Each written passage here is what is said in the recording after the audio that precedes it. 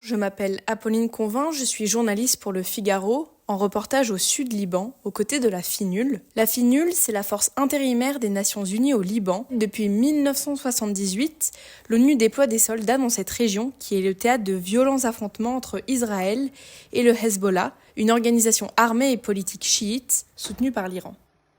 Samedi soir, j'ai été accueillie sur la base du contingent français situé dans le village de Der Kifa, puis dimanche matin, après un briefing du lieutenant, nous avons embarqué dans des véhicules blindés pour une patrouille d'une trentaine de kilomètres le long de la ligne bleue, qui est considérée comme la frontière entre Israël et le Liban depuis 2000.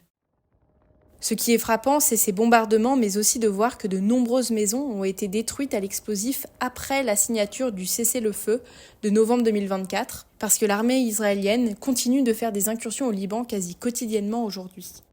C'est typiquement le genre de violation que les casques bleus sont chargés de documenter et de faire remonter ensuite à l'état-major. Lors de cette patrouille, on passe également à 300 mètres d'une base construite par l'armée israélienne au Liban, alors qu'elle devait théoriquement se retirer de ses positions après l'entrée en vigueur du cessez-le-feu. Je descends du blindé pour prendre des photos, mais nous ne pouvons pas rester très longtemps, car les accrochages entre Israël et la FINUL sont réguliers. Une semaine avant mon reportage, les soldats de Tsahal ont visé avec leur Merkava la patrouille avec qui je suis.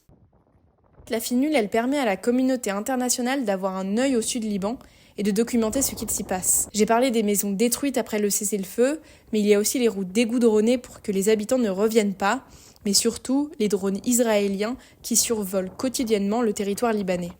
Et donc le fait que la FINUL documente tout ça, ça gêne Israël, qui joue avec les casques bleus. La patrouille que j'ai accompagnée se fait quasiment toujours survoler par des drones de surveillance qui ont déjà lâché des grenades à proximité de soldats du contingent français fin octobre.